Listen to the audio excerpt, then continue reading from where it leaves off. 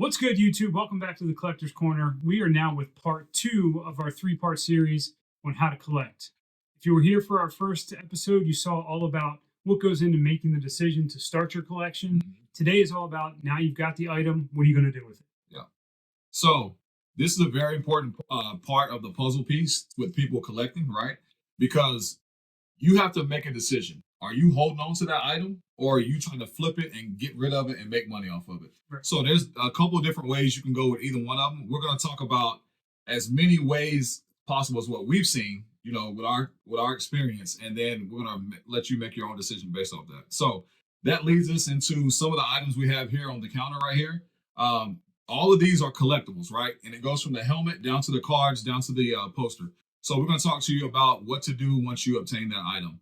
So Chris, I'll let you go ahead and start with this one right here first. Yeah, so one of the first things that you want to do, whether it's shoes, whether it's art piece, whether it's a comic, a helmet, whatever it may be, is you want to get it authenticated. Because if you decide to flip that or turn it over for a profit down the road, people want to know that it's real and that it's legit.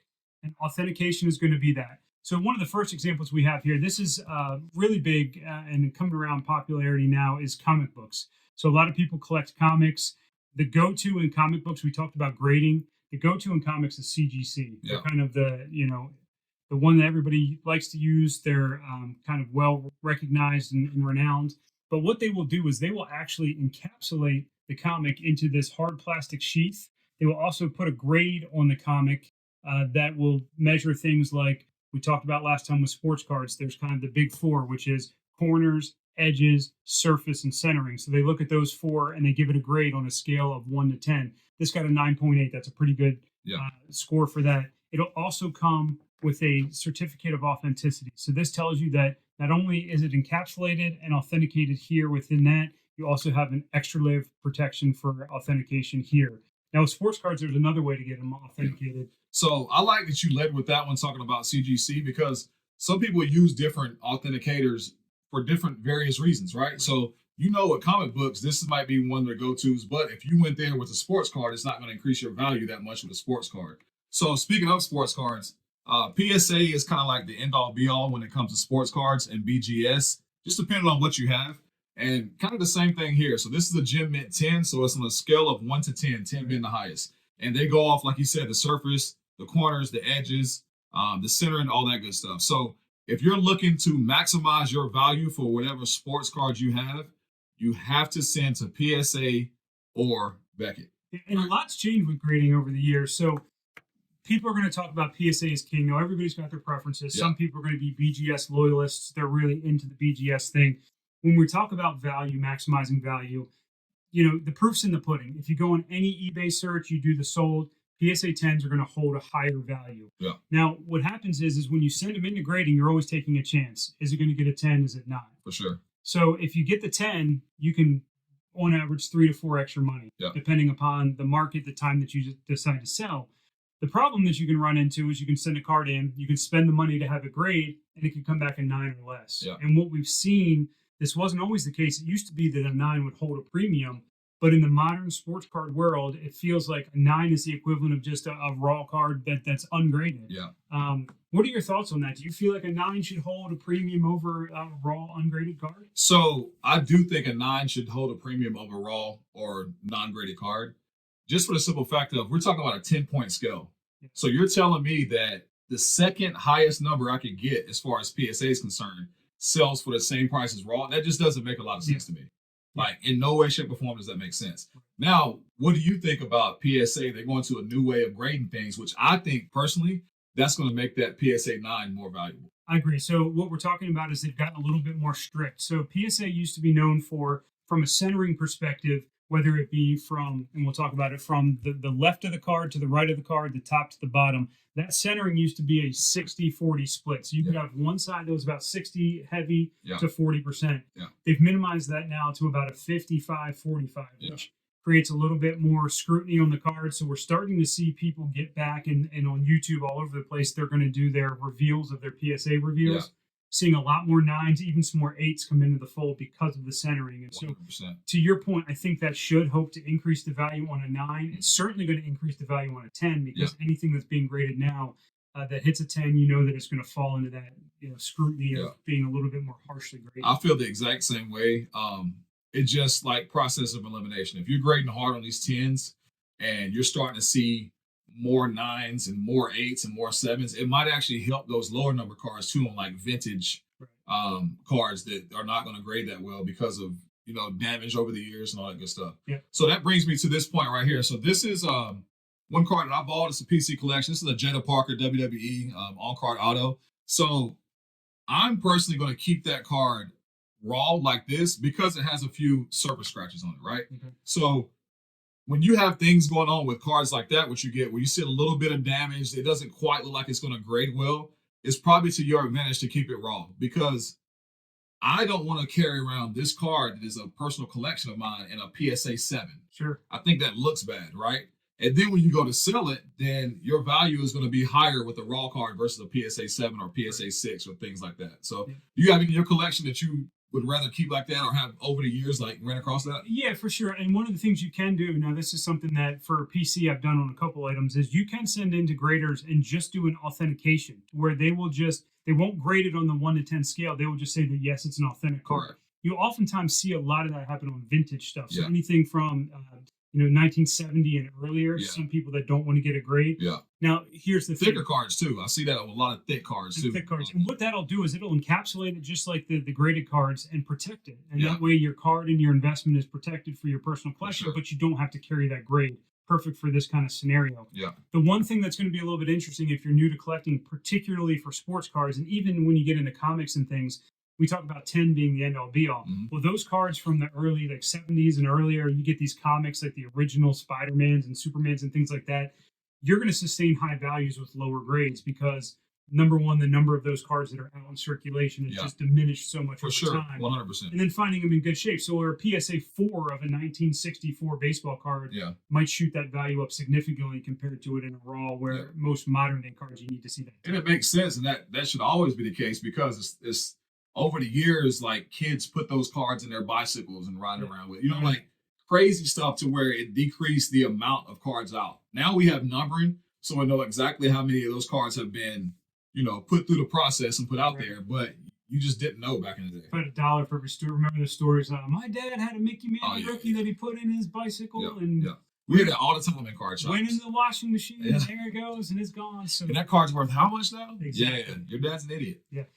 The other thing that you'll find on some more modern card sets, so this is a flawless, again, we're WWE, this is Charlotte Flair. Woo! Woo! So this is from flawless, it becomes factory sealed within the actual packaging. Now, if you decide to get this card graded, you're taking a chance, because as soon as you cut this seal, the value is going to diminish on the card if you keep it just in a raw state. Yeah, and it's simply because people know somebody has messed with that card. Absolutely. It's been handled. It's been taken out of the encapsulation here. So you're taking a chance. If you do decide to send it in, or if you do cut that, then your only option really is to send that in for grading. Yeah. And you're stuck with what you get. For sure. And I mean, it goes for flawless, Panini One. There's a couple of different ones that come already sealed like that at the top. You'll see the sticker whenever you see these cards.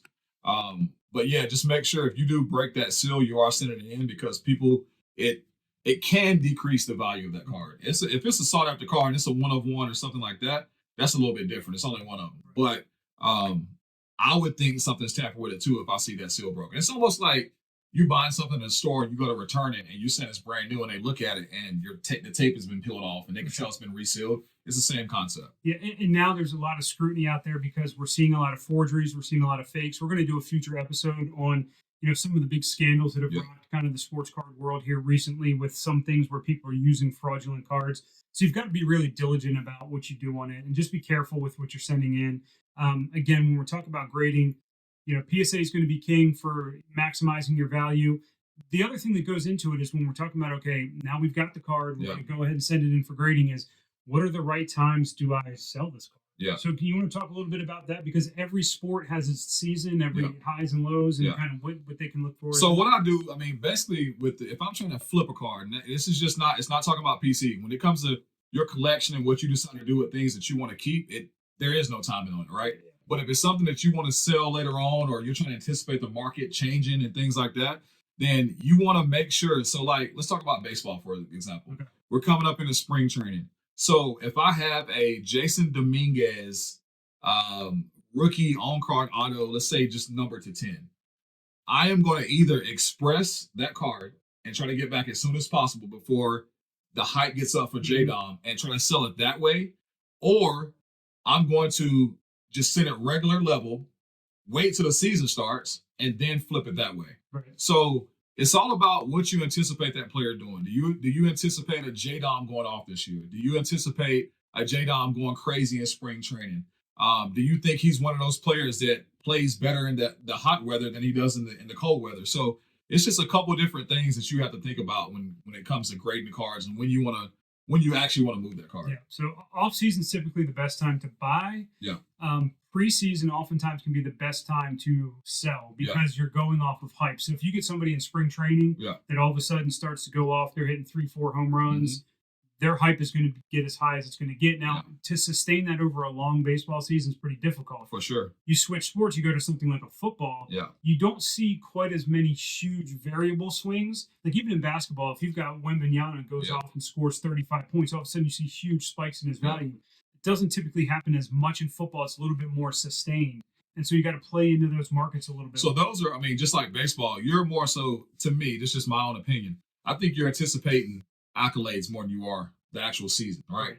Is this guy going to be up for Defensive Player of the Year? Is he going to be up for MVP? Is this team going to make the playoffs? Could he make a playoff push? You're not anticipating things like injuries and just different things like that. They're kind of like outliers. Of course, it does change the market of whatever player you have, but it's not predictable. You get what I'm saying? Right. So, very good. So the other things that you can do when we're talking about authenticating and getting your items, so we don't want to just solely focus on cards, although cards is a big part of what we do. We're also big into memorabilia. So, for example, here, this is an autographed Ed Reed football helmet. In one of our earlier episodes, we talked about the difference between first finding out whether it's a replica helmet versus an authentic helmet.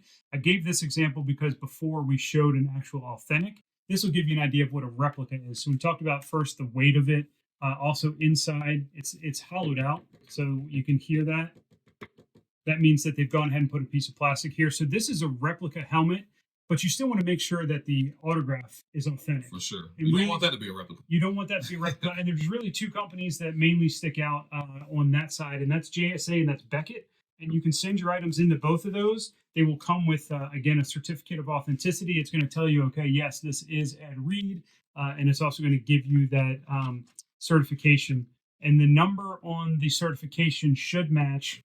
They'll have a tiny sticker on the back with the certification number as well. And those have to line up. That's going to help to significantly increase your resale value and also your buyer pool if you do decide to move it, because people are going to know it's legit. For sure. And that's the biggest thing in this hobby is just making sure you're getting things that are legit, right? There's nothing wrong with keeping a card raw. There's nothing wrong with getting a replica of a printed autograph, but you just want to make sure you know what you're getting, right? If you're expecting a authenticated autograph and a real, like Ed Reed really signed this, you need to make sure you're going through these companies that authenticate these autographs to make sure that you're getting what you paid for. For sure. Because there's all kind of different things that can happen, whether it's eBay, in person, car shows. And yes, some things do slip through the cracks. I mean, we see it with shoes all the time. We talk about different collectibles. StockX is one of those that, you know, they'll authenticate the shoe and you'll see that little green tag on it. And I'm sure some shoes do pass authentication that are not authentic. 1,000,000%. And you've even seen this, so you can go on YouTube and look up these videos, right? And we're shoe people, so we know about shoes. Yeah. You'll see, like, for example, Nike will authenticate a shoe. When they take the shoe, you know, we'll go through an example, right? So what they'll do is they'll take the shoe. So you want to authenticate this is a shoe. They take the shoe out of the box, they smell it. What are they smelling for? Well, some replica type shoes, they will use different glues. And they have a really strong fragrance to them. Yeah. They'll take out the actual insole of the shoe. They'll look at the stitching. They'll be able to look at, you know, the way that the shoe is stitched and manufactured, if the colors are right. And they'll be able to actually authenticate the shoe. But people are imperfect. Yeah. And there's going to be things that slip Human error. through the cracks and don't. So you got to be careful with those. But again, even on shoes, there's ways to make sure that you're getting an authentic pair. And when you're spending, you know, $500 to $3,500 on a pair of shoes, you want to make sure you're getting the real deal. Yeah. So, I mean, the authentication process goes for anything collectible. I don't care what it is. You want to make sure it's authentic. All right. So we've authenticated it. We know that it's legit. We've got them graded. What is our next step? We've decided this isn't a personal collection item. We're going to go ahead and flip this item. Yeah. Let's talk about some avenues to do that. Yeah. What are your best tips for flipping an item? Let's stick to cards just because it's the easiest for right now. So you've got a card, for sure. You're ready to flip it. What's your best way to do it? So my best way to do it, me personally, like I said, this is my own personal opinion, is eBay. Of course, there's different things with eBay. We can talk about that later of things that can go wrong with eBay. eBay? Yeah, exactly. eBay. So of course they're going to take a percentage, but I don't mind the percentage. And you hear all the time people, I'm not putting it on eBay. They take the percentage. Okay. eBay puts this card in front of the entire world. So that's what you're paying for. You're not going down, like we live in North Carolina. We're not going to a show in Charlotte to where we're only putting a Charlotte flip. You like that? That's pretty cool. That's good. Yeah, that's pretty good. So we're not putting a Charlotte card in front of just Charlotte, North Carolina, right? We're going to put it in front of the world. So that's why I prefer going to an eBay. With I'll say like, yeah, this is a big card, but it's not like crazy big where I feel like I need to go through an auction house with it. Okay, and what's the process like if you sold something internationally on eBay? Is it a difficult process? Does eBay do authenticating themselves? Yeah, so what you have to do is, first of all, you have to put on international shipping on your eBay, right? So basically saying, pay attention. There you go. Basically saying like, this is my page, this is Trey, and I want to sell internationally. So I have to make sure that option's on. So eBay has different hubs around the United States to where people can purchase overseas. They'll have to send through that international eBay hub, and then they ship it to the international. So when I take that card and I ship it to that hub, I'm no longer, it's out of my hands. Yeah. And there's different things that can go wrong with that card going from that hub to overseas.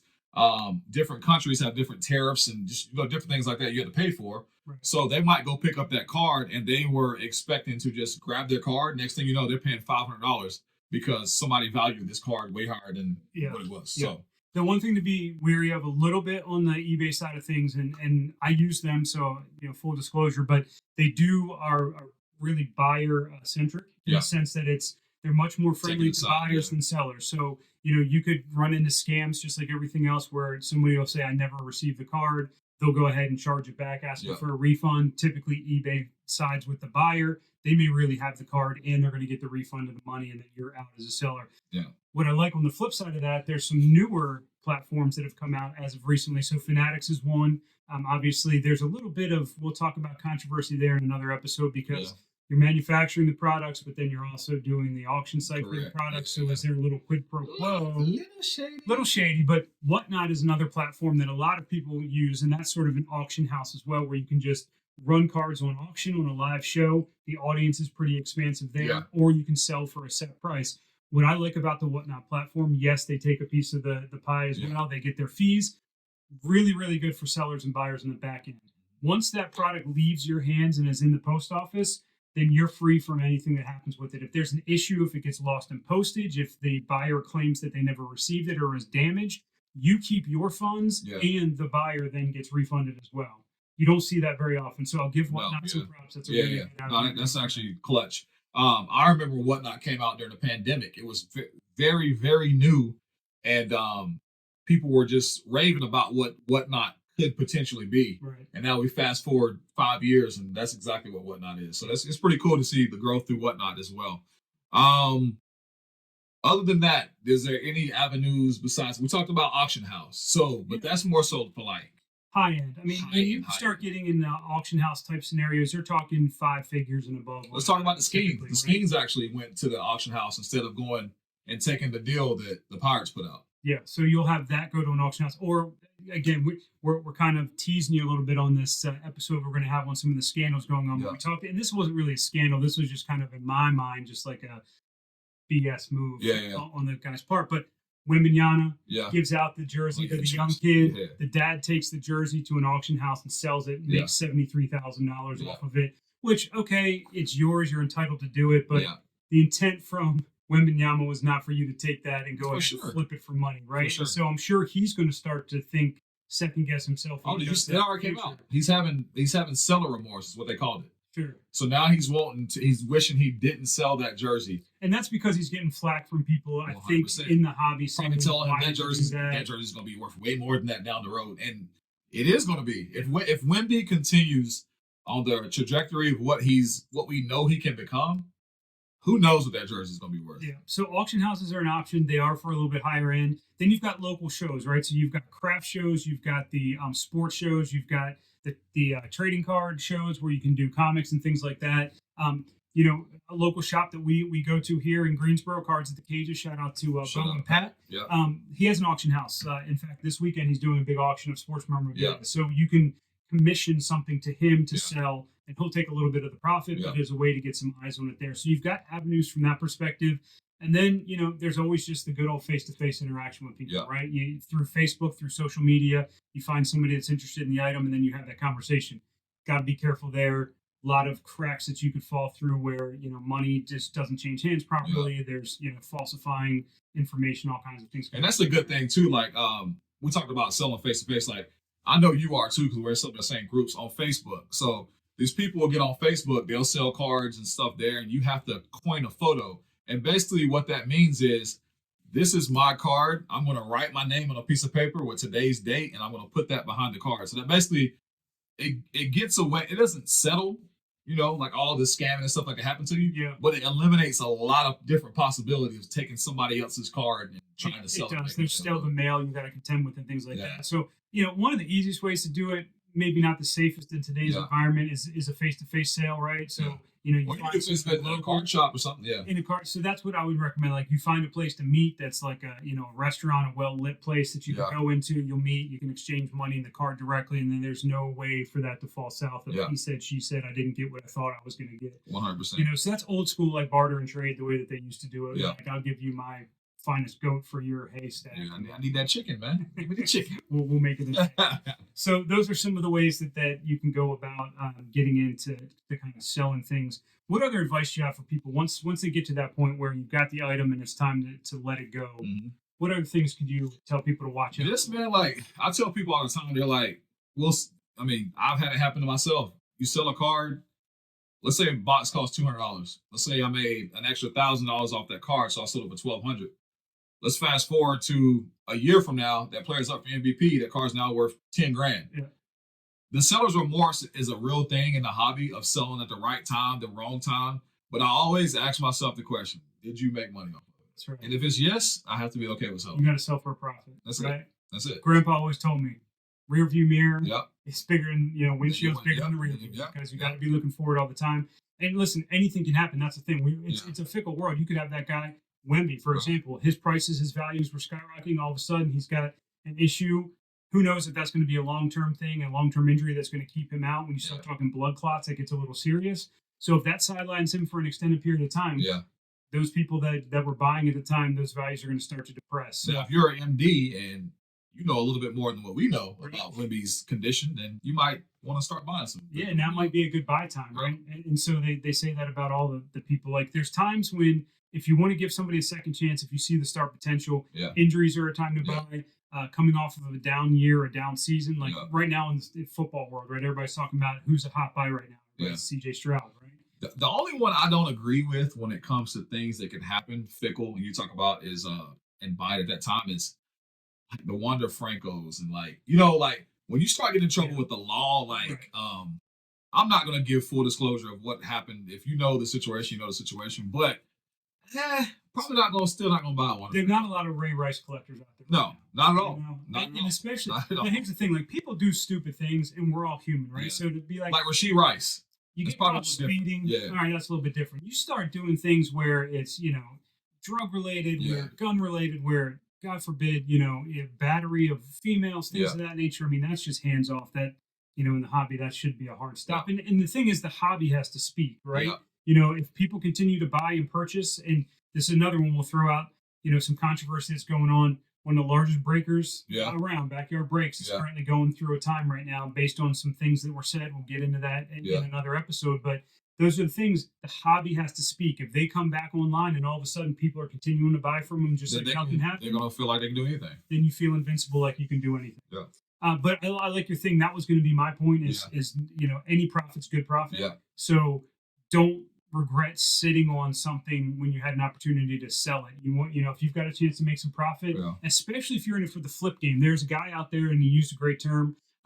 His name's Eric. He has a YouTube channel where he talks about doing cards. and he doesn't like the word investment. Yeah. I think that's a smart thing. He says it's flipping. Yeah. That's what you're doing, because long-term investing in sports cards, unless you're a Patrick Mahomes, Yeah. Tom Brady, Yeah. Wayne Gretzky, and Michael Jordan, is really hard. You've got to figure that person's window, For sure. what they're going to do in the future. So it's a flip thing. So Yeah. you got to make sure that if you're playing the flip game, that you're doing things at the right time, that you're getting rid of them at the right time. Nothing's perfect. It's not a perfect system, but some of the stuff we talked about. Yeah. Yep. So there you have it. So what do we got to look forward to part 3? So part 3, we're going to talk about the next move, right? So whenever we talked about obtaining the card or collectible, whatever it is. We talked about what to do when you do have it. Then what should your next move do? So should you take the profit? Should you start investing in another player? We reinvesting. We got the bands. We Yeah. go in stock trading. We do some penny stocks. So there's all kind of different ways you could go about your next move after you've actually sold or parted ways or whatever you have. I know some different things I've done throughout the hobby. I don't do anything really the same way every time because it's always a different circumstance. So I can speak on experience based off that too. So. All right. Well, we look forward to seeing you guys on the next episode. Listen, make sure you like and subscribe this video. Share it with your friends. We want to just grow as much as possible. And the intent here is just to share all things collectibles. Yeah. So tell your friends to like, subscribe, and we'll see you on the next one. Peace. Hurry up.